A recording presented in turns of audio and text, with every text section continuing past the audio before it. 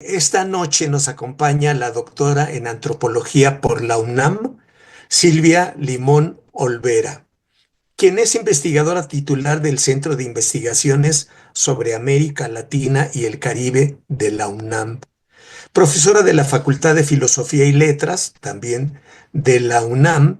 Fue coordinadora del posgrado en estudios mesoamericanos en la UNAM de 2006 a 2009 y su línea principal de investigación es la cosmovisión y la religión en los Andes y Mesoamérica, con énfasis en la mitología y el ritual.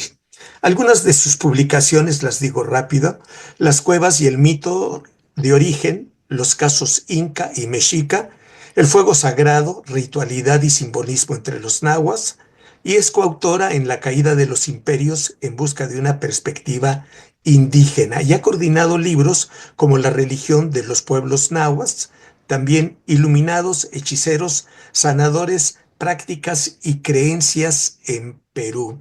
Ha publicado numerosos artículos y ha sido entrevistada en varios medios de comunicación.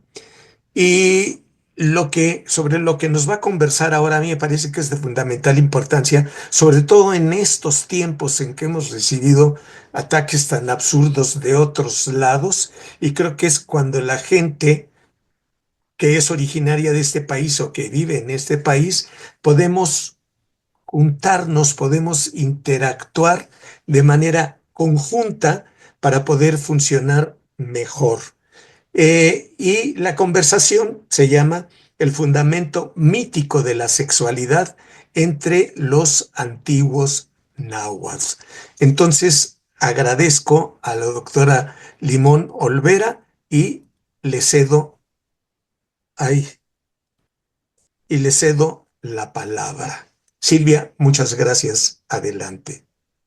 Buenas noches, muchas gracias por la invitación. Es un placer estar con ustedes. Les voy a compartir pantalla.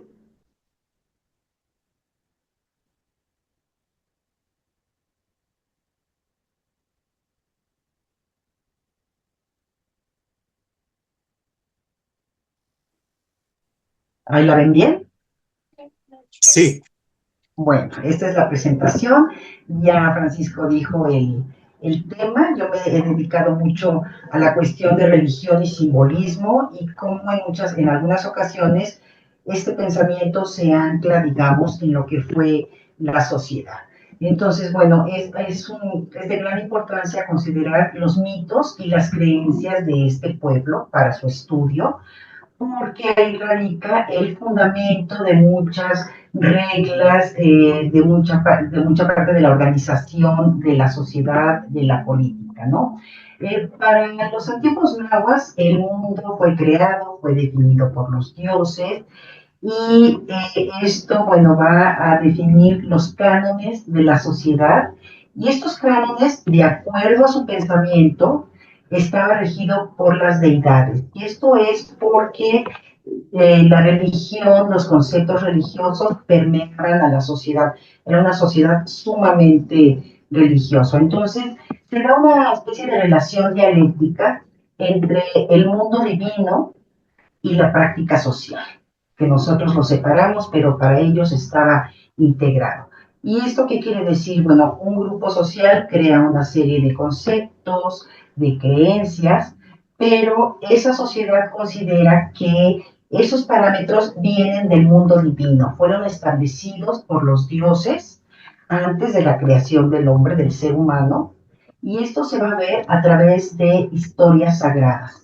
El mito, bueno, muchos consideran o se menciona el mito como falsedades, como mentiras, de acuerdo a los conceptos eurocentristas de las crónicas coloniales. Pero bueno, en realidad son historias sagradas que nos narran todas las hazañas de los dioses, y a través de estas hazañas de los dioses ellos fueron construyendo el mundo. De tal manera que en los mitos podemos ver la presencia de valores, ideales, las reglas por las que se organizaba un grupo social o un pueblo. Aquí hay un problema, ¿no? Lo que es el problema de las fuentes, que requieren de un riguroso análisis crítico, porque ¿quiénes escribieron los documentos? Españoles, específicamente y sobre todo misioneros, que eran los que registraron las creencias, los ritos y demás, y también indígenas, pero ya indígenas aculturados, ya permeados por la religión católica. Entonces, muchas veces es como un entretejido de las dos concepciones y hay que ir desentrañando. También, por ejemplo, se pueden ver el traslado de conceptos europeos para la cultura náhuatl del momento del contacto. Entonces, van a calificar o van a dar ciertos calificativos a situaciones, a personajes de la sociedad, y ahí hay que tener mucho cuidado y hay que, bueno, pues hacer un análisis crítico, como les decía. En la cosmovisión, la organización del mundo, de acuerdo a este pensamiento, tenía como base una taxonomía dual, un valor binario.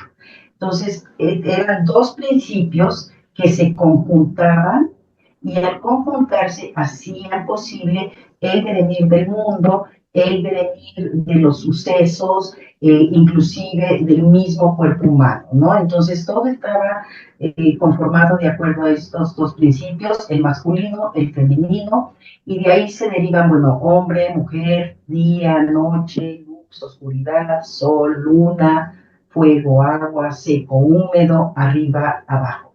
Entonces, debe de haber un equilibrio entre estos dos principios, si no, bueno, si hay un desequilibrio muy grave o muy fuerte, podría causar inclusive catástrofes, ¿no? El mismo cuerpo humano estaba compuesto por un elemento masculino, por un elemento femenino, ninguno de los dos es más importante, sino tienen la misma importancia y tienen que estar equilibrados. Si hay un desequilibrio, entonces se provocaban las enfermedades, ya sea ocasionadas por frío o por calor. Actualmente todavía se conserva el concepto de que hay alimentos fríos o hay alimentos calientes que en determinadas circunstancias no se pueden ingerir, ¿no? Es parte de esta taxonomía antigua.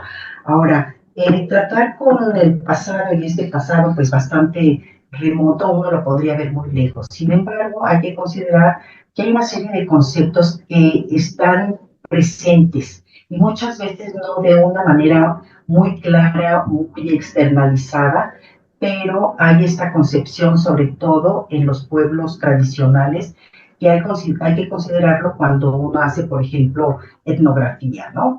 Bueno, dentro de esta taxonomía dual o de este esquema binario, los dioses, muchos de ellos, se mencionan en parejas. Aquí les puse, bueno, una lista de varios dioses. Del lado derecho están los dioses, del lado izquierdo están los dioses, del lado derecho está lo femenino. Y es tan importante el uno como el otro. Y entonces, esto ya también nos está hablando de una sociedad un poco más equilibrada, más equitativa, en la que se necesita la participación de estos dos principios y bueno, que también están encarnados en hombre y en mujer. Bueno, son estos dioses, les voy a mostrar las imágenes porque vale la pena verlas, ¿no? En algunos códices. Bueno, el dios supremo era el dios Ometeo, significa Dios dos, número dos. ¿Y por qué dos? Porque se iba a dividir en una parte masculina, una parte femenina, que es Omecíhuatl, y otra parte masculina, que es Ometecutli. También recibían el nombre de Tonacacíhuatl y Tonacatecutli. ¿Qué significa esto? Señora y señor de nuestra carne. Entonces ahí también hay una relación del ser humano con los dioses. Estos dos dioses o este principio dual que se conjuntan en uno solo, vivían en el cielo más alto. Ahora, otro de los dioses variados, que son muy importantes, son los dioses de la muerte y del inframundo, que habitaban en el piso inferior del inframundo, valga la redundancia, ¿no? Y entonces está la diosa Mentecacíhuatl y el dios Mictlantecutli. Aquí los pueden ver, se representan como muertos. En la parte de abajo pueden ver a un personaje que es devorado por el dios de la tierra cuando muere y que se va al inframundo. Ahora tenemos en la parte de arriba el dios creador, Ometecutli y Omecihuatl, y en la parte de abajo Amectecacihuatl y Amictlantecutli. Y esto también está conformando un eje cósmico que va desde el último cielo hasta el último inframundo. ¿Qué hay en la parte del medio? Bueno, pues tenemos a otra pareja de dioses, que son los dioses del fuego. El dios Xiuhtecutli, que es el dios de este eje que conecta cielos, tierra y inframundo, y la diosa del fuego, que es Chantico. Esta diosa se menciona como la diosa del fogón. Podría uno decir, bueno, el fuego sagrado, Xiuhtecutli, bueno, pero Chantico era muy importante, ¿no? Porque es el hogar, es la casa, es la unión, es la familia, en fin, tenía una gran importancia. Además, donde estaba el fuego, en una casa, era el centro. Independientemente si este fuego estaba en una esquina, ese era el centro y conectaba con el centro cósmico, el eje cósmico. Otra pareja es, claro, el dios de la lluvia, y Chalchiuhtlicue, que es la diosa de las aguas tranquilas, de las aguas pasivas, de los lagos, de los ríos. Y mientras que Tlaloc es un dios muy activo, porque es el que deja caer la lluvia. Si ven aquí la serpiente, este sería el rayo. Bueno, también hay dioses que son el origen de ciertos grupos humanos. Y los dioses patronos los dioses patronos de los otomíes eran la diosa Xochiquetzal, aquí la vemos, este es el Poncé de Huamantla, y el dios Otontecutli. Sobre la diosa Xochiquetzal vamos a abundar porque también era una diosa muy importante, era la diosa de la sexualidad. Tenemos otra pareja que se menciona, que es el dios Quetzalcóatl y la diosa Cihuacóatl-Quilastle. Esta pareja fueron los que participaron en la creación del ser humano, y aquí hay elementos muy interesantes porque Quetzalcóatl baja al inframundo, recoge los huesos de los ancestros, se cae, se tropieza, se le rompen los huesos, hace un lío, y entonces por eso dicen que hay gente más grande y hay gente pequeña. La gente pequeña es porque le tocó un hueso pequeño. Y sube a la tierra, Quetzalcóatl, muele los huesos, y además hay otra cosa interesante. Bueno, sube a la tierra los huesos con su semen, y la diosa Cihuacóatl es la que los va a moler. Entonces aquí simbólicamente se está representando esta unión sexual que va a dar lugar a la creación del ser humano. El hecho de que la diosa los muela, los trabaje, los amase, eso equivaldría simbólicamente a un embarazo. Y previamente, bueno, pues tenemos la fecundación con el semen de Quetzalcóatl. Bueno, el resultado de esto es que se mencionan a los ancestros primitivos, que es Zipactona, la mujer, y Oxomoco. Los documentos se mencionan como hombres. Cuando los mitos narran las hazañas de los dioses, los mencionan como seres humanos, como hombres y como mujeres, ¿no? Muy parecido, pero bueno, son dioses. Aquí se dice que son los ancestros, pero tienen cualidades más cercanas a los dioses. Es como personajes intermedios entre dioses y hombres. Y de aquí, bueno, va a surgir el resto de la humanidad. Y aquí, por ejemplo, se empiezan a definir los roles sociales de hombres y mujeres, porque se dice que ya que los crearon, los dioses le dieron al hombre, al varón, le dieron los instrumentos para labrar la tierra, ¿sí? El trabajo que era común entre los hombres, y a la mujer le dieron, aquí pueden ver, los granos de maíz, que son muy, muy importantes, porque con estos granos de maíz se hacían una serie de adivinanzas. ¿Sí? Se podía predecir qué podía pasar, jugando, bueno, echando estos granos dependiendo de cómo caían. Ahora, también se sabe que las mujeres estaban muy dedicadas también a estas actividades de magia, de adivinación, de curandería, eran las parteras, fungían como médicas. Entonces aquí tenemos esta, digamos, dualidad de actividades dentro de la sociedad a través de estos ancestros.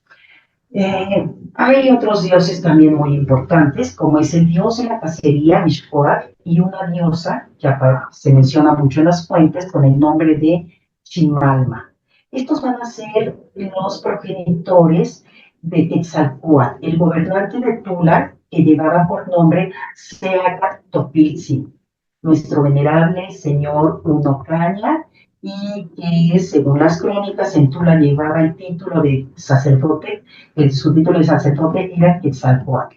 Aquí tenemos también una historia bíblica muy interesante porque se dice que Ixcoatl es el dios de los cazadores, que viene del norte, un dios de los chichimecas. En Mesoamérica había agricultores. Entonces, viene el cazador, ve a Chimalma y le tira 4 flechas. Una le pasa por arriba de la cabeza, 2 por los lados y otra entre las piernas. Después ella se va, él la busca, finalmente, bueno, pues se casan, tienen relaciones y de ahí nace Quetzalcóatl. Esto de flechar, en otras fuentes, en otros documentos, se menciona que los chichimecas cuando llegaban a un lugar que venían del norte, lanzaban 4 flechas a las 4 direcciones para adueñarse de la tierra. Era como un rito para establecerse. Y aquí también tenemos otra dualidad que es la población de cazadores, recolectores, y la población de los que practicaban la agricultura. Entonces hay una unión de estas dos culturas, la que viene del norte y la que estaba en Mesoamérica, representada por un hombre y representada por una mujer. Ahora, la mujer representa a los agricultores, porque se pone la semilla en la tierra para fertilizarla y para que surjan las plantas. De igual manera, el hombre introduce su semilla en una mujer para generar un nuevo ser humano. Entonces hay una serie, digamos, de simbolismos atrás de todo esto, ¿no? Ahora, inclusive entre los dioses había relaciones permitidas, como hemos visto, y estas relaciones permitidas daban como resultado la creación de seres humanos, de plantas. Esto implica una fecundación y la fertilidad. Pero también entre los dioses había relaciones prohibidas que traían o podían traer consecuencias y castigos. Entonces, a través de estas, la permisibilidad o la prohibición, bueno, pues en la sociedad esto también se va a reflejar a través de ciertas reglas o leyes que tenían ellos. Independientemente de esto, hay una cuestión interesante porque se mencionan a diosas que fueron embarazadas sin participación masculina. Y tenemos el caso de Coatlicue. Coatlicue toma un plumón, unas plumas, se las pone en el techo, queda embarazada. Su hija Coyolxauhqui, esta es Coatlicue, esta es Coyolxauhqui, pues ahora sí que va con los hermanos y dicen que su madre los ha agraviado terriblemente. O sea, aquí vemos esta prohibición de que no con cualquiera puedes, no de cualquiera debes de embarazarte, ¿no? Entonces la tratan de atacar, la tratan de matar, pero antes de que lleguen con ella, nace Huitzilopochtli. Ahora creían que había cometido una transgresión, por eso la querían matar. Pero en realidad, perdón, fue un embarazo mágico, digamos, o sagrado.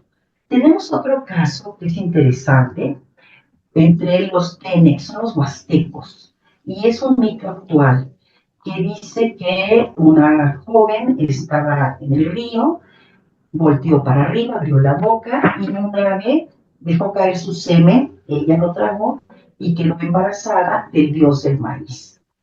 Entonces, hay algunos dioses creadores que se manifiestan como aves y como aves que por ser un principio masculino el ave va a embarazar o va a preñar a diosas que son terrestres, a las fecundadoras o bueno, a las que reciben esta fecundación y que van a dar lugar a dioses que van a ser muy, muy importantes. Bueno, de las transgresiones de los dioses. La gran transgresión de los dioses es la siguiente, ¿no? Tlaloc tenía por mujer a Xochiquetzal, pero Tezcatlipoca la seduce y Xochiquetzal se va con él y tiene relaciones. Aquí aparecen, por ejemplo, pareados, Xochiquetzal, Tezcatlipoca, y como consecuencia de esta transgresión, ellos vivían en Tamuancha, que era un paraíso, el paraíso de los dioses, y como consecuencia se rompe el árbol florido. Y ahora los dioses superiores, lo que hacen es que van a correr, digamos, a todos los dioses de este paraíso. Entonces los dioses salen de este paraíso, ahí empiezan una serie de actividades de los dioses y estas actividades van a traer como consecuencia o como resultado la creación del ser humano, la creación del mundo, la creación de las plantas, la creación de las estrellas. Y hay esta secuencia. Pero bueno, de alguna manera fue una transgresión, pero esta transgresión tuvo ciertas consecuencias creadoras al mismo tiempo, ¿no? Hay esta dualidad de pensamiento. Uno de los nombres de Xochiquetzal es Ixnextli, y aquí se representa como la diosa que fue expulsada de Tahuancha, ahí pueden leer lo que les puse, y aquí está el excremento que carga. El excremento es símbolo de la sexualidad y del pecado. O sea, pecado llamado por los cronistas, más bien es una transgresión. ¿Sí? Ahora, el excremento de los dioses tampoco es algo tan horrible, porque el excremento de los dioses era, por ejemplo, el oro. Los orines eran la lluvia. Entonces, estas excrescencias, bueno, pues también son divinas para el ser humano. Pero bueno, aquí es símbolo de esta transgresión que dio lugar a la expulsión, ya que a los dioses entraron una serie de acciones que después dieron por resultado la creación del mundo. Xochiquetzal es una diosa pues bastante interesante porque es diosa patrona de diferentes aspectos. Por ejemplo, es diosa de las flores. ¿Sí? Ahora, ¿por qué es diosa de las flores? Porque Tezcatlipoca mandó al murciélago a quitarle un pedazo de su vulva. Y entonces esto se transformó en flores, pero flores de mal olor. Entonces, bueno, Tezcatlipoca dijo, esto no puede ser, manda las flores al Mictlán, y ahí Mictlantecutli y Mictecacihuatl lavan las flores. Y como consecuencia, bueno, pues las flores van a tener olores agradables en la superficie de la tierra donde vive el hombre. Es parte de estas hazañas creadoras de los dioses, ¿no? Y esto, bueno, pues tiene también que ver con la sexualidad. Hay una cosa también interesante relacionada con las flores. No se podían oler en todo momento, sino primero se tenían que ofrecer a los dioses y ya después el ser humano las podía oler, porque era algo, digamos, el olor es algo ligero, es materia ligera que va directamente a los dioses.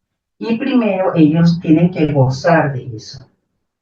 Ahora también era la diosa del acto carnal, de las relaciones sexuales, ya fueran permitidas o censuradas. Y como consecuencia de estas relaciones, bueno, pues también era diosa de la procreación. Y hay también otra cuestión interesante que nos muestra toda esta complejidad de pensamientos, porque Xochiquetzal se menciona como la primera mujer que murió en la guerra y que dicen que fue la más esforzada. Ahora, otra de las diosas que se menciona que murió en la guerra fue Quilastri, la diosa madre que murió los huesos. Entonces también Xochiquetzal, hay una identificación entre estas dos diosas y bueno, pues son las creadoras finalmente del ser humano y por eso Xochiquetzal es patrona de la procreación. Al igual que Quilastri, por ejemplo, Quilastri era a la que se invocaban los partos para que un parto saliera bien. El parto era equivalente a una batalla. La mujer se enfrentaba a una batalla y entonces si el hijo nacía bien y se podía lograr el bebé, entonces había un triunfo en esa batalla. Y en este sentido, la mujer era equiparada con un guerrero, que era lo más apreciado en esa sociedad. Entonces, aquí vemos también esta cuestión, pues más o menos equitativa, ¿no? Otra historia de creación es que se menciona Pilsintecutli. Pilsintecutli es el sol joven. Entonces se menciona que estaba solo, que estaba triste Y los dioses lo que hicieron para contentarlo, para que fuera feliz, de los cabellos de la diosa Xochiquetzal le crearon a una mujer. Se casa, los cabellos se transforman en mujer. Los dioses se pueden dividir en muchas partes, no hay problema para ellos. Entonces le crean a una mujer con la que tiene relaciones y de estas relaciones nace Sinteot. Sinteot es un dios muy importante porque es el dios del maíz y también es dios de las plantas alimenticias. Siendo muy pequeño, este Sinteot se mete debajo de la tierra y de las diferentes partes de su cuerpo van a surgir las diferentes plantas y frutos alimenticios.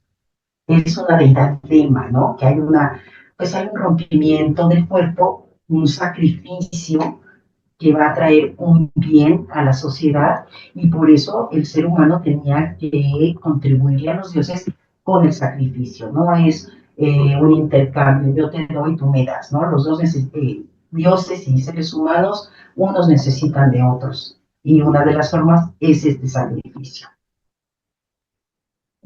Bueno, otra historia también de transgresión de los dioses es la que se refiere a la creación del maguey, que tiene como producto el pulque. Lo que mencionan los documentos es que los dioses dicen, bueno, pues hay que darle, la vida es dura en la tierra, hay que darle algo al ser humano para que esté contento. Entonces, le encargan la misión a Quetzalcóatl, bueno, pues a ver qué se te ocurre hacer.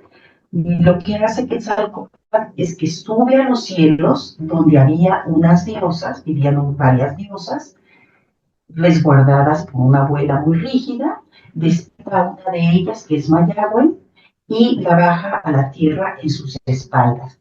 Esto es una cuestión, es un acto simbólico. En esta pequeña imagen pueden ver a una mujer cargando a otra. Esto se hacía en el ritual del matrimonio y significaba la separación del ámbito familiar. Entonces la mujer deja de pertenecer, es un rito de paso, deja de pertenecer a su familia para ser llevada con el marido. Entonces, esto es una forma simbólica de representar el acto sexual.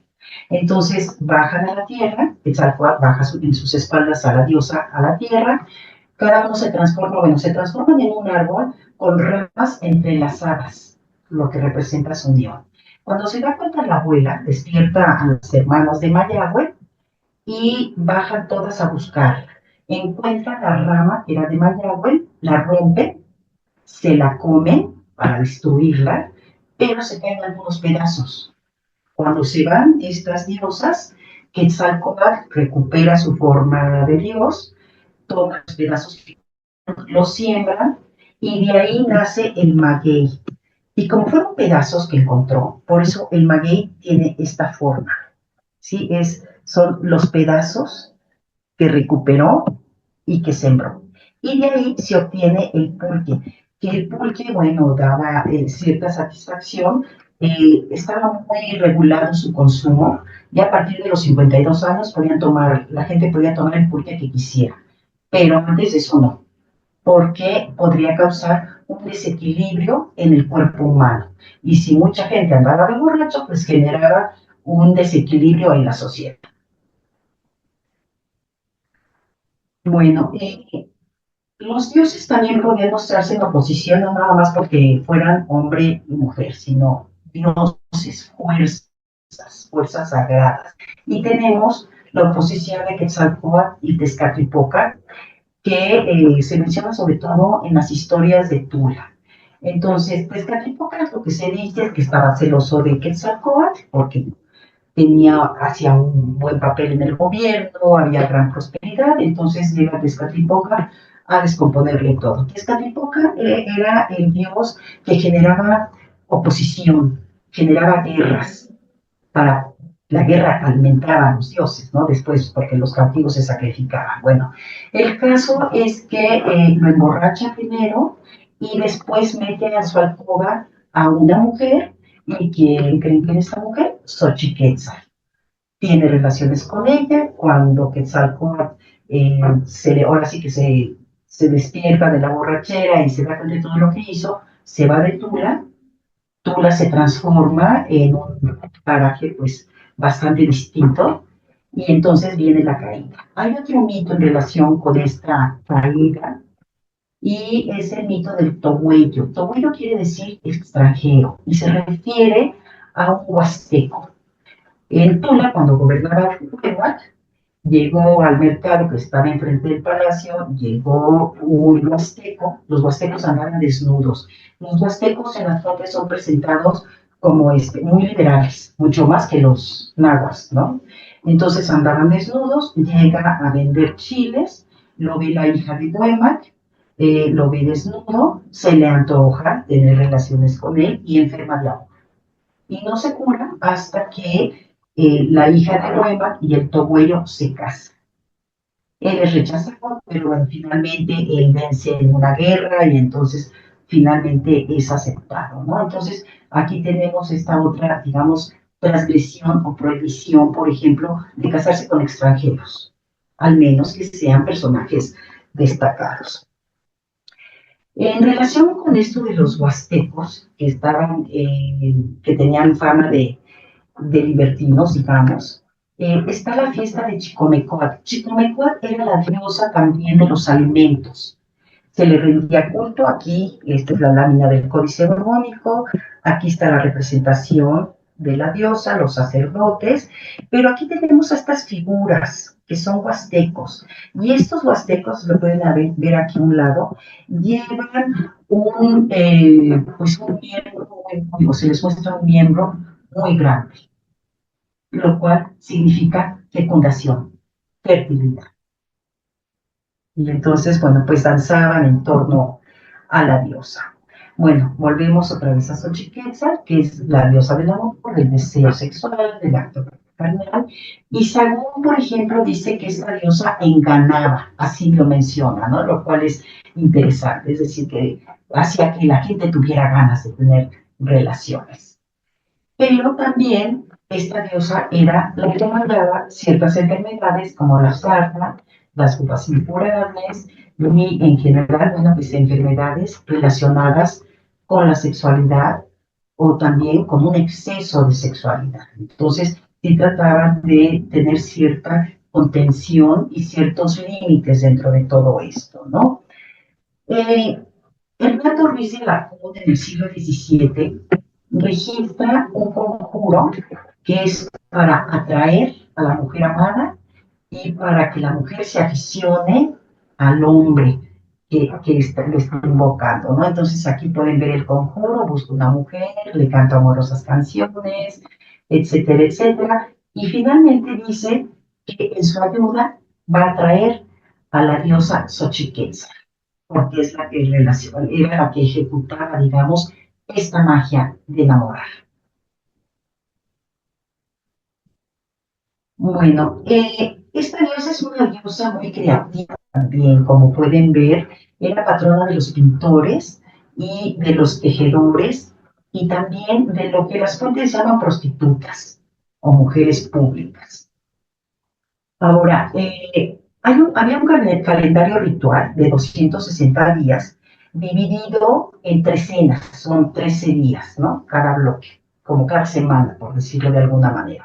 Y cada 13 días dominaba o estaba controlado por un dios, por la fuerza de un dios. Entonces, aquí en la trecena 1 flor, tenemos a Xochiquetzal, aquí aparece Tezcatlipoca, es pequeño, la que domina es ella, estos son los 13 días, y bueno, los dioses acompañantes, es algo bastante complejo. Bueno, el caso es que decían que los que nacían en estos días podían ser, si era mujer, iba a ser una excelente tejedora, iba a tener toda la habilidad, pero tenía que hacer ayuno, penitencia, abstinencia sexual en los 13 días de esta trecena. De lo contrario, estaba destinada a ser una mujer pública. Mientras que los pintores, bueno, pues tenían que hacer lo mismo, todas estas restricciones para ser buenos en su arte, y si no, bueno, pues también decían que iban a ser muy viciosos y muy viciosos sexualmente y que los iba a llevar inclusive a cometer delitos que los podía llevar a la muerte, ¿no? Bueno, la forma de, bueno, lo establecido de acuerdo a los documentos, este es el Códice Mendoza, que lo mandó a hacer el virrey Mendoza para darse cuenta de una serie de cuestiones de los mexicas, en este caso, bueno, es la parte social, cómo educaban a la familia, y aquí lo que se presenta es la lámina del matrimonio. Miren, aquí era lo que yo les decía de la mujer que carga a la novia, ¿no? Entonces, una de las formas, digamos, de establecer las relaciones maritales era a través de una ceremonia del matrimonio en donde la capa, el joven, la capa del joven se amarraba con el huipil de la mujer en un símbolo de unión y bueno, había una serie de ceremonias bastante complicadas. Pero otra de las formas se menciona era el amancebamiento, es decir, no había matrimonio.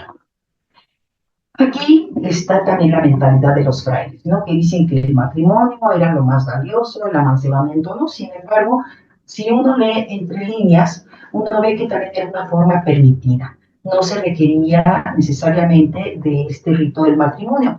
Es muy seguro que entre los nobles sí, pero entre el pueblo que había como más libertad en el pueblo.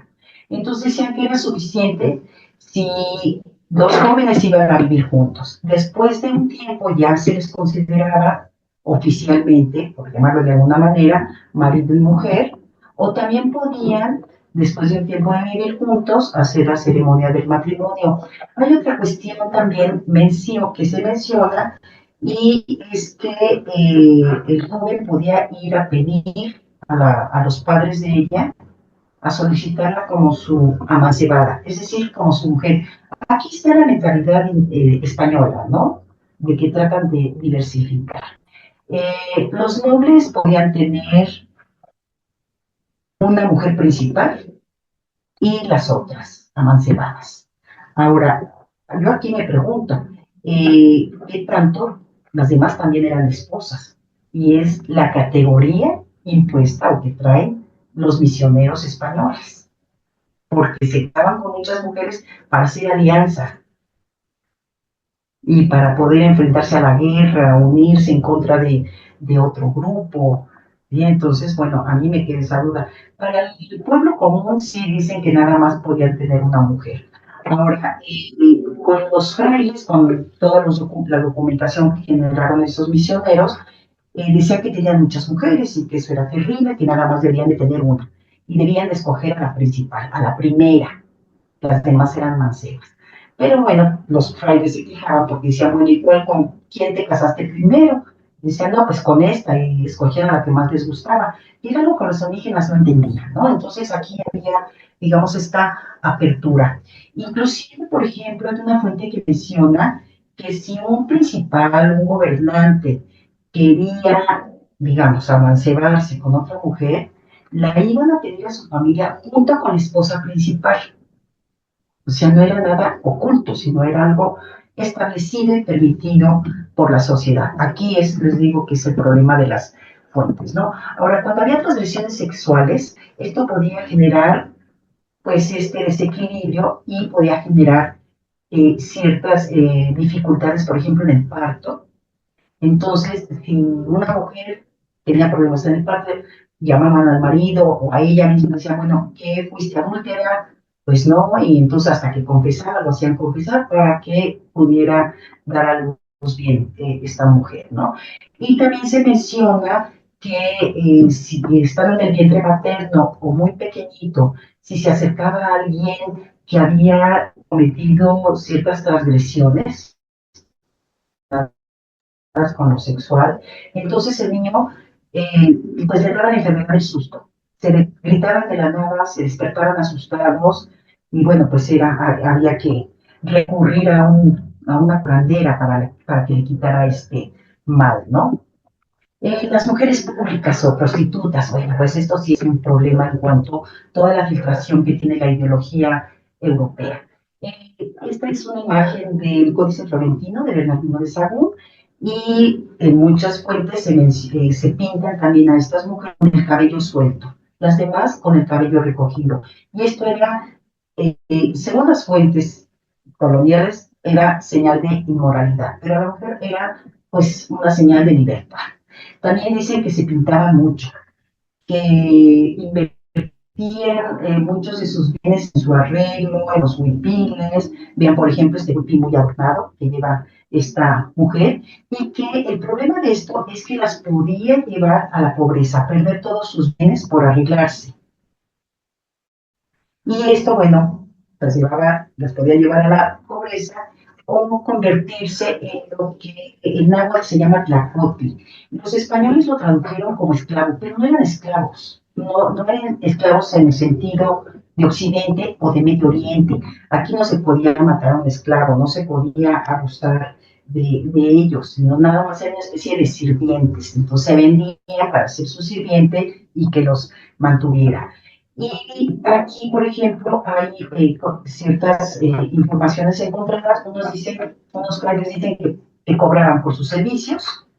Posiblemente estas mujeres que fueron relegadas de la sociedad a lo mejor recurrían a esta actividad como generadora pues para obtener una economía adecuada, pero por ejemplo, Torquemada dice que no lo hacían por la paga, sino nada más para satisfacer su apetito. Entonces aquí tenemos pues esta dualidad, ¿no? Bueno, se mencionan en los documentos las mujeres públicas con el nombre de Aguayanime.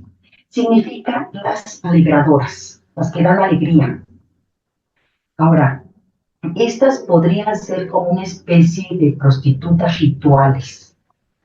Entonces, bueno, ahí el término de prostituta, pues yo creo que está medio extraño, ¿no? Se dice que estas mujeres participaban en varios ritos que hacían y que danzaban entrelazadas con militares de alto rango. No cualquier mujer participaba en estas ceremonias o en algunas de ellas. Había ceremonias en donde nada más participaban este tipo de mujeres. Ahora, también se menciona que cuando era la fiesta de Tezcatlipoca, escogían a un personaje que lo representaba por un año y 20 días antes de morir le daban 4 mujeres con las que tenían relaciones sexuales. Ahora, lo interesante es que a estas mujeres les ponían los nombres de diosas. Xochiquetzal, la diosa del amor; Xilonen, que es la diosa de los jilotes, del maíz joven; Atlatona, que es una diosa del agua; y Huixtocíhuatl, la diosa de la sal. Entonces, bueno, pues esto remite un poco también al mito de las relaciones de Xochiquetzal con Tezcatlipoca, y que también son, aunque sea transgresión, son relaciones creadoras, fertilizadoras. Ahora, en otra de las fiestas dedicadas al dios de la cacería, los tlaxcaltecas te dicen que sacrificaban a mujeres en honor a Xochiquetzal y en memoria a los amores.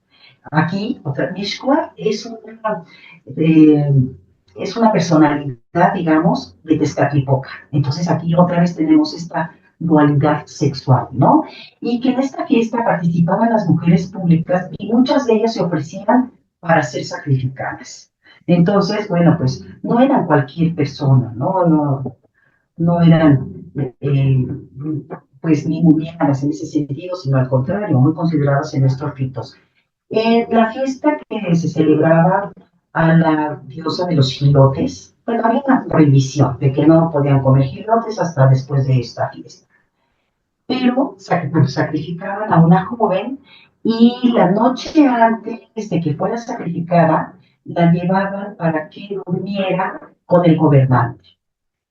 Y dicen, las fuentes dicen, que era para que estuviera contenta y para que en el momento del sacrificio ella estuviera contenta, porque era de muy mal agüero que un sacrificado estuviera triste. Y bueno, Xilonen es también fertilidad, ¿no? Ahora, se mencionan que había mujeres que posiblemente sean estas prostitutas rituales. Se menciona este grupo de mujeres que participaban en varias fiestas religiosas, danzaban, cantaban, eran las que danzaban con los militares de alto rango. Y estas mujeres estaban custodiadas, se dice, por una matrona. Ahora, en una de las fiestas, esta fiesta de Shilonen, que es fertilidad, es para que se den todos los cultivos, pues se requiere también de relaciones sexuales entre los humanos, porque se genera una fuerza de magia simpática o simpatética. Entonces, se genera una fuerza de fertilidad que se va a trasladar a los campos. También hay esta relación, ¿no? Y entonces dice que en esta fiesta los señores, los principales, podían solicitar que se fuera con ellos una de estas mozas que participaban en el ritual, pero esto se tenía que hacer en absoluta secrecía. Es decir, había muchas cuestiones como que se tapaban, se limitaban. Y entonces, bueno, si los cachaban, les quitaban el rango a ellos y dicen que ellas eran expulsadas de de su sociedad, ¿no? De este grupo de mujeres. Ahora, había la opción de que el principal pudiera tomar como mancero, como mujer, a alguna de estas mujeres que tenía relaciones con él. Sobre todo, por ejemplo, si quedaba embarazada, entonces la aceptaba como mujer. También se menciona que estas mujeres iban a la guerra y participaban en una forma muy activa. Dicen que hasta se aventaban, por eso les llamaban las entremetidas, porque se aventaban en la batalla, luchaban y no les importaba si morían. Hay que acordarnos que Xochiquetzal fue la primera mujer que murió en la guerra. Entonces, aquí también hay una relación de sexualidad, guerra. La guerra es destrucción, pero también es creación y recreación. Bueno, había relaciones prohibidas. Está, por ejemplo, el adulterio, y aquí pueden ver los que tenían relaciones con su cautiva de guerra, con la tlacotli, que es esta especie de servidumbre, digamos, no esclava, con la hija, con la hermana, con la hijastra, con la suegra. Ahora, en los documentos se mencionan en algunos casos que la violación de mujeres por extranjeros, y esto era motivo irremediable de guerra, y era una guerra muy cruenta, porque las veces que se menciona esto, se menciona que el pueblo agresor terminó conquistado. Y uno de los casos es, por ejemplo, la enemistad entre tlatelolcas y tenochtlas. Bueno, el castigo a los adúlteros, el que más se menciona es que los aplastaban entre dos piedras, les aplastaban la cabeza entre dos piedras, o eran apedreados en plaza pública. No era tan fácil que se llegara a estos castigos porque se hacían averiguaciones y se tenía que comprobar. Lo más seguro es que si los encontraban infraganti, bueno, pues ahí sí ya no había duda, pero se investigaba mucho esto. Ahora, si alguien lo delataba a otra persona falsamente, al que lo apedreaban era al que había acusado falsamente. Entonces, esto también es una restricción, váyanse con cuidado, ¿no? No nada más por venganzas personales. Hay otra ley que se menciona y es que el hombre que mataba al amante de su esposa era castigado muy cruelmente, porque, bueno, era puesto en el fuego y se le arrojaba agua con sal. Y la mujer adulterada, bueno, pues era ahorcada. Los ministros del culto, es decir, los sacerdotes, se les exigía celibato, se les prohibían las relaciones sexuales. Y si alguien era sorprendido en esto, bueno, pues se les mataba secretamente. Se les ahogaba, se les quemaba, le quitaban su casa, le derribaban su casa, les quitaban todo. Y también pena de muerte a los encubridores. Las penas eran muy, muy severas. Y la pena de muerte también no nada más en estos casos se aplicó, sino también por otros delitos. Bueno, cuando un joven, los sacerdotes de alto rango pertenecían a la nobleza. Y entonces, muy jóvenes, el que quería ser sacerdote o la familia decidía que fuera sacerdote, desde muy joven nos empezaron a educar en esto.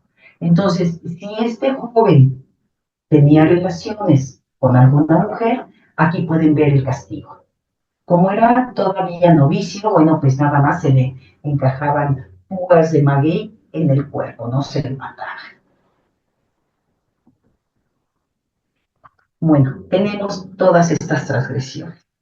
Ahora, en muchos casos, el adulterio, digamos, a ver, hubo casos en los que se hizo de la gente, los jueces o el gobernante se hizo de la vista gorda, porque alguien cayó en adulterio, pero resulta que fue clave para vencer a un pueblo, bueno, pues entonces ya no lo castigaban, ¿no? Había ciertos casos en que decían, bueno, había cierta permisión.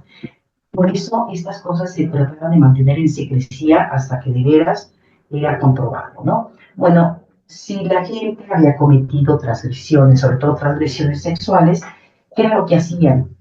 Se confesaban ante el sacerdote de Tlazolteo y también era representante de Tezcatlipoca.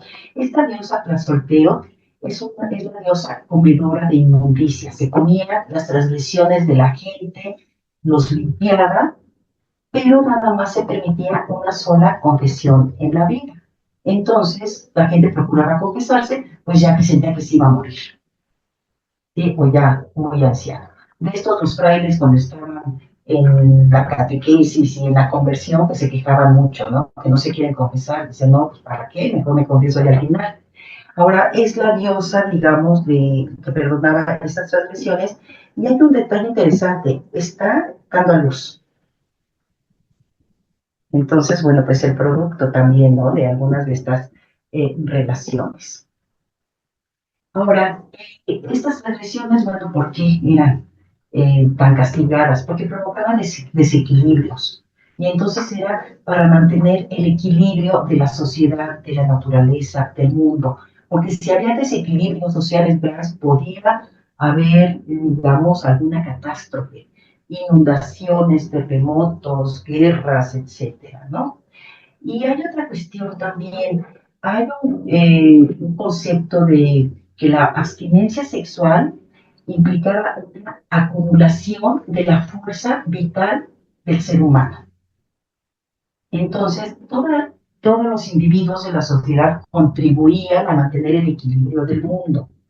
Entonces, antes de cada fiesta, había unos días, variaban los días según la fiesta, tenían que tener, por ejemplo, se abstenían de comer ciertos alimentos como el chile y se abstenían sobre todo de relaciones sexuales. Esto era para acumular fuerza y poder dar las ofrendas al Dios, que era lo que lo alimentaba.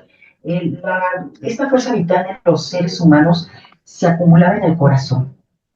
Por eso decían los corazones, que era el alimento, los corazones y la sangre, era el alimento de los dioses, para que estuvieran fuertes y los dioses pudieran dar alimentos y todo lo necesario a una vida adecuada para la sociedad, ¿no? Entonces era muy necesario toda esta abstinencia y los sacerdotes más porque estaban en contacto con lo sagrado.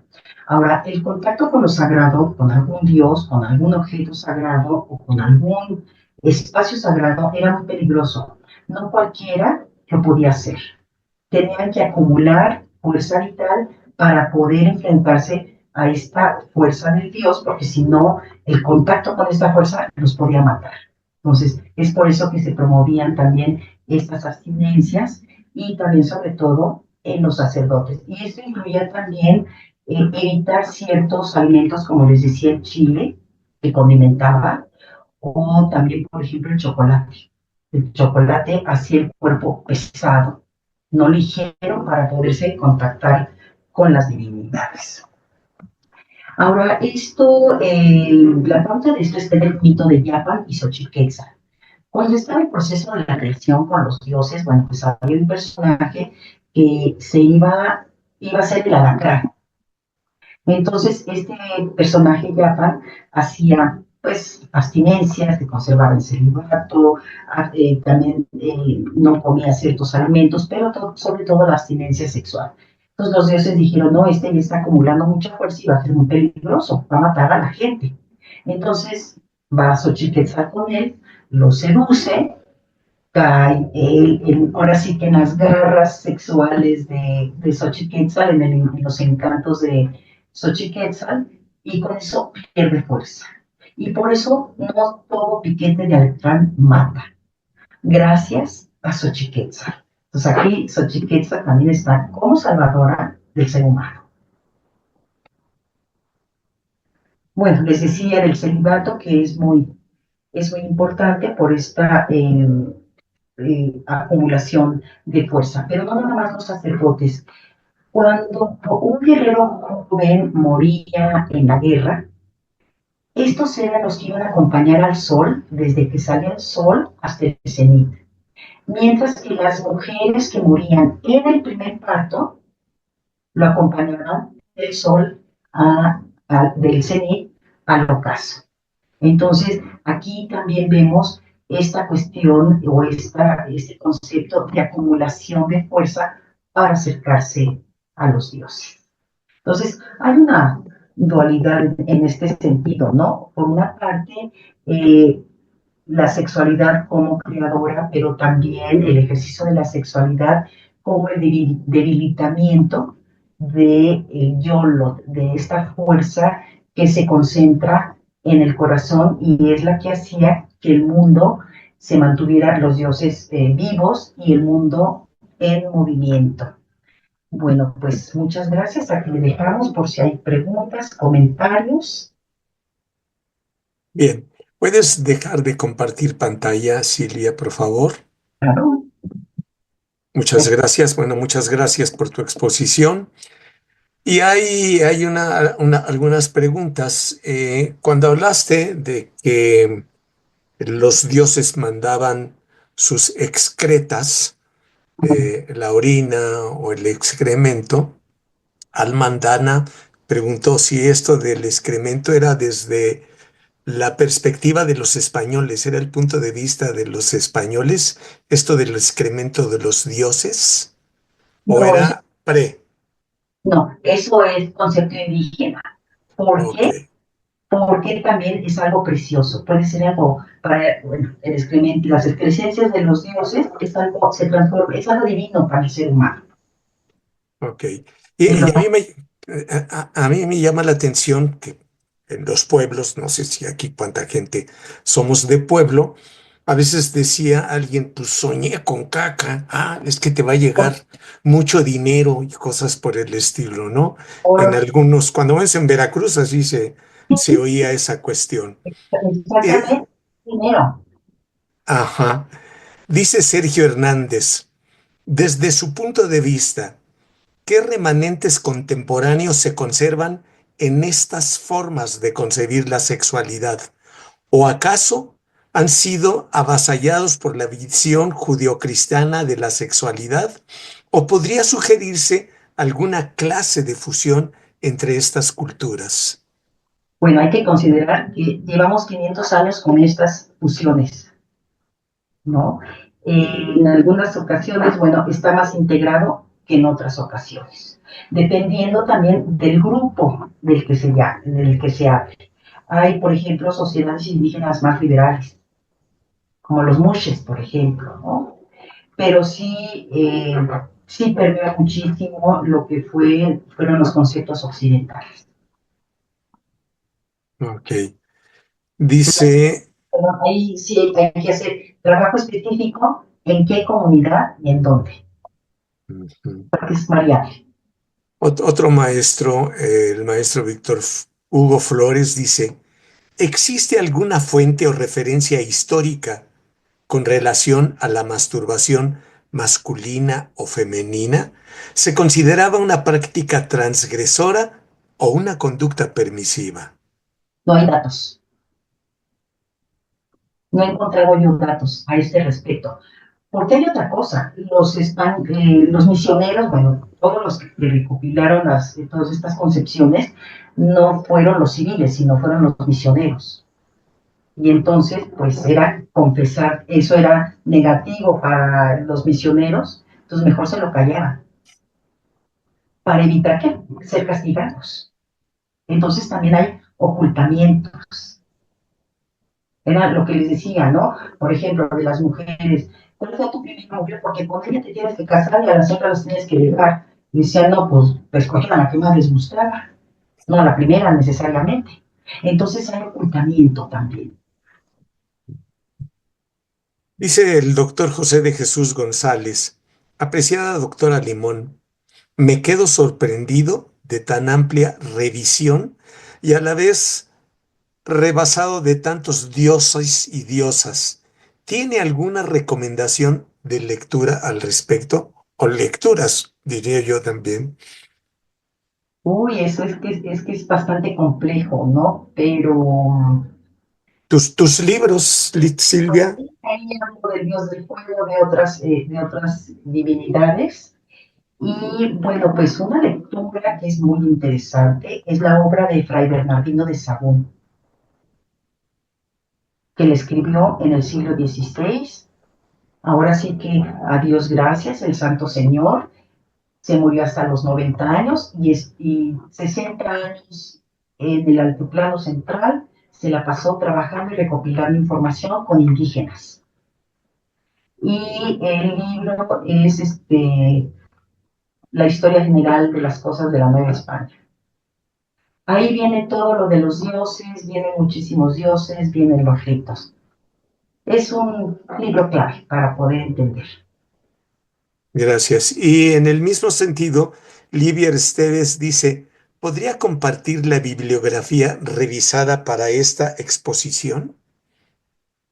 Bueno, pues les tendría que hacer una lista bastante larga. Bueno, de Pero la mira, que... está, por ejemplo, para las fuentes, ¿no? Porque también es bueno leer la documentación original, digamos, ¿no?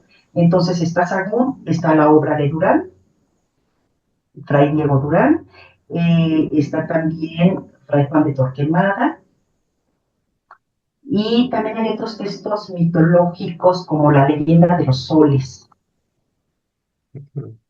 la historia de los mexicanos por sus pinturas. Es que, bueno, sí, es una bibliografía extensa.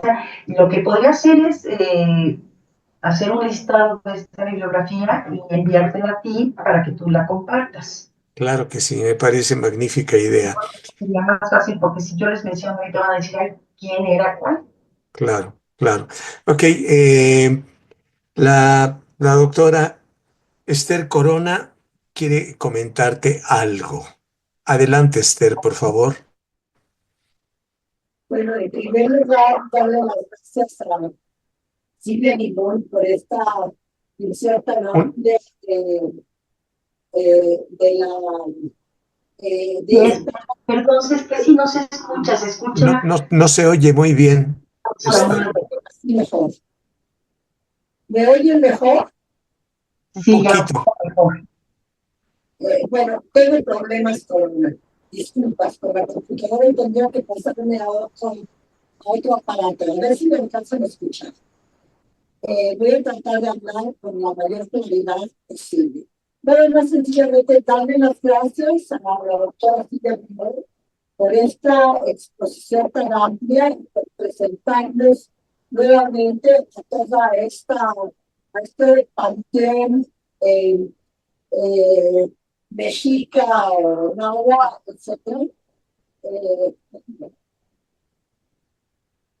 y por otro lado, recordar también los aportes que en este terreno y en particular de la articulación de la dualidad en la sexualidad hizo nuestro queridísimo que estuvo tantas veces con nosotros.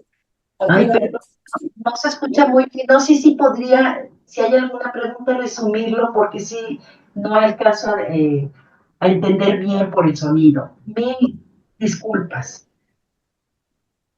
bueno, voy a tener una nota en el chat. Gracias. Perdón, pero es que no escucho bien. Una disculpa. Ok, un momentito. Miren, hay otra cosa interesante.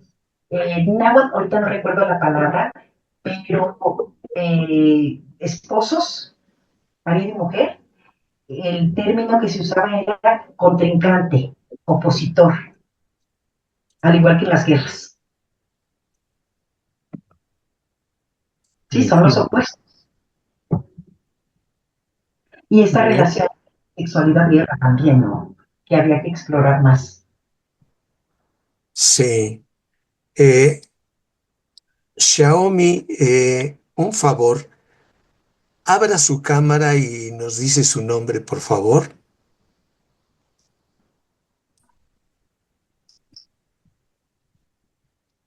Hola, buenas noches. Vengo manejando, por eso no puedo abrir mi cámara.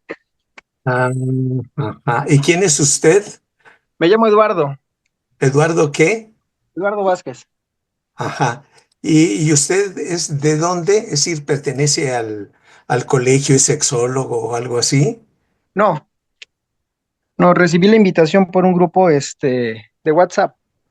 Ah, correcto. Voy a leerte lo que comentó Eduardo, Silvia.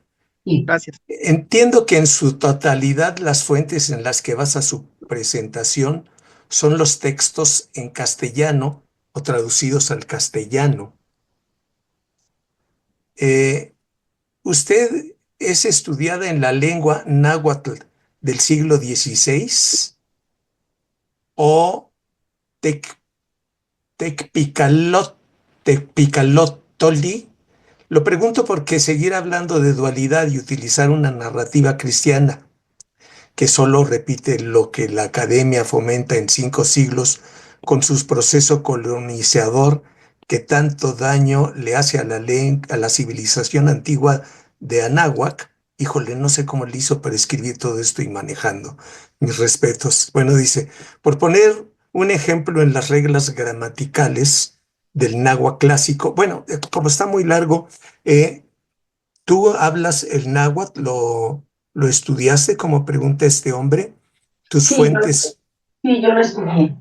Estudié Ajá, en el siglo XVI para traducciones. Y acá. la dualidad no se menciona en los documentos escritos en lengua española. Ninguno de los cronistas habla de dualidad. Es producto de estudios más contemporáneos y esta es una propuesta que hizo Alfredo López Osti. Ujú, ujú. Sí, el maestro López Austin, por cierto, dio una magnífica conferencia en el primer congreso que tuvimos, este sí lo debe de recordar, totalmente sobre la dualidad del cosmos, la sexualidad y la dualidad del cosmos, como hace tantos años apenas y me lo recuerdo eso, Sí, pero sí, fue mi maestro, fue mi director de tesis, después publicamos juntos, trabajamos juntos. ajá, ajá, ajá. Bueno, y Esther, como fallan los micrófonos, la tecnología, como decíamos, falla.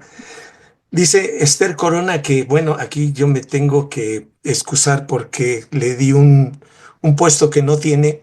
Y ella dice, no soy vicepresidenta de la Asociación Mundial para la Salud Sexual, solo soy miembro del comité ejecutivo y presidenta del Comité de Relaciones Internacionales. Nada más. Pero bueno, te dice Esther Corona. Padres. Quiero agradecer a la doctora Limón por su aporte y por esta visión tan amplia del Panteón Mexica y recordar los aportes que hizo nuestro recordado Alfredo López Austin, como exploró los conceptos de dualidad y como asociación a la visión de los cuerpos. Cuerpo humano e ideología, Ujú. su libro. Bueno, Carla, adelante, por favor. Breve, Carla. Sí, es una pregunta Gracias. muy breve que me llama la Sí. atención, pues respecto a los roles de género.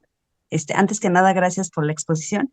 Pero a mí me gustaría saber en sí cuál era la función de los roles de género, justo contextualizándonos en esta civilización nahua, a diferencia de lo que hoy es, que es como más desde el deber ser y otro tipo de situaciones.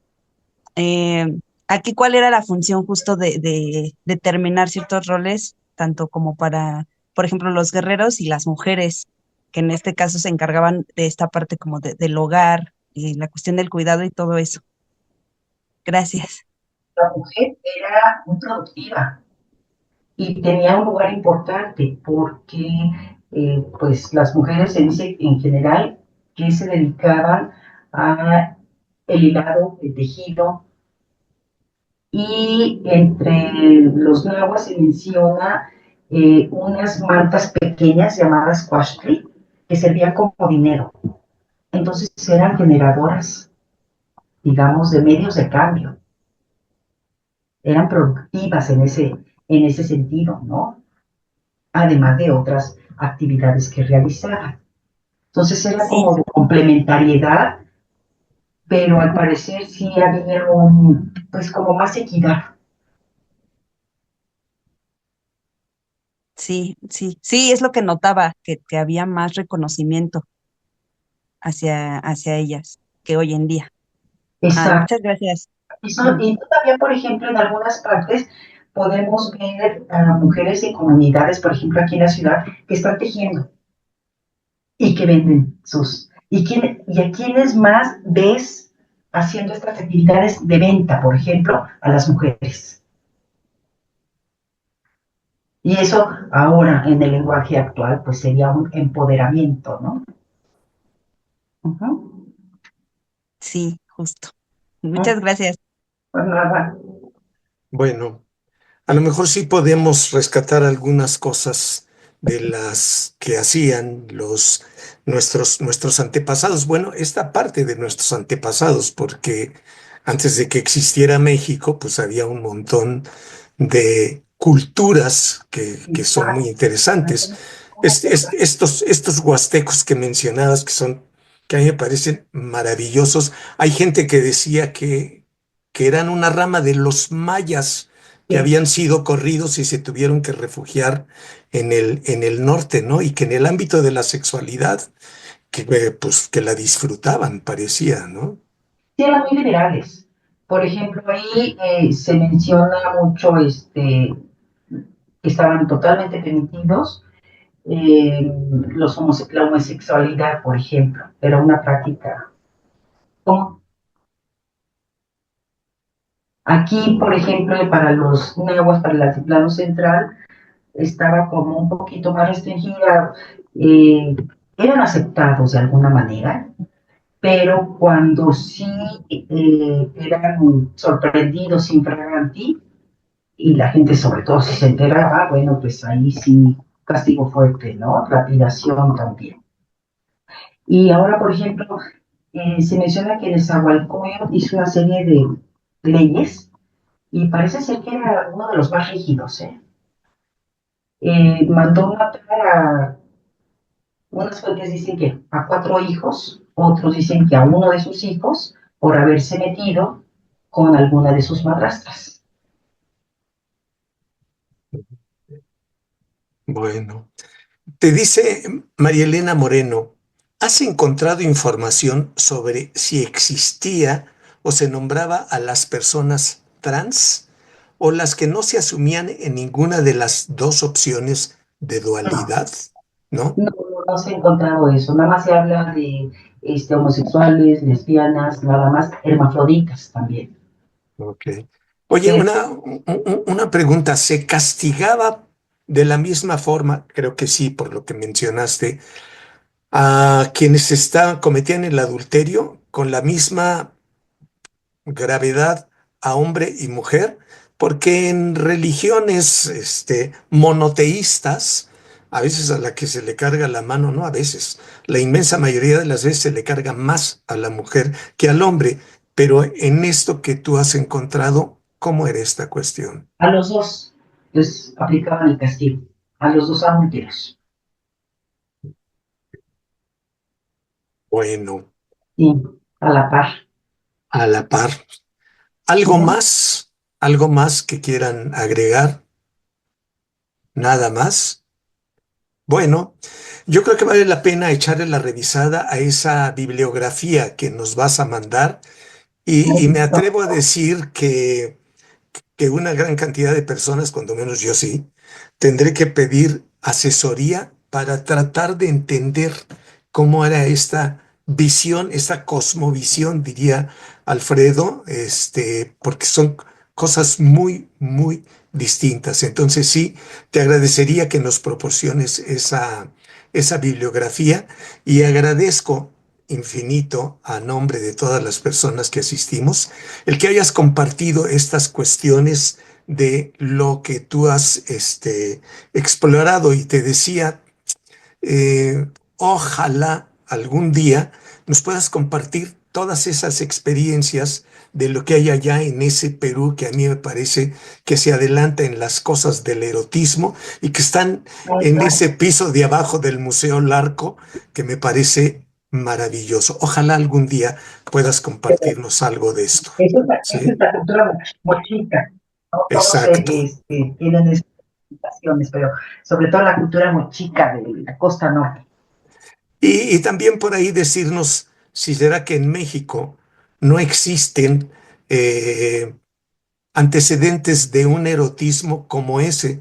Yo medio recuerdo que en la cultura colima había piezas como eróticas por demás interesantes, pero mil gracias, doctora Silvia Limón Olvera, por haber compartido con nosotros esto, por habernos despertado y sentirnos orgullosas de nuestras raíces. Muchas gracias.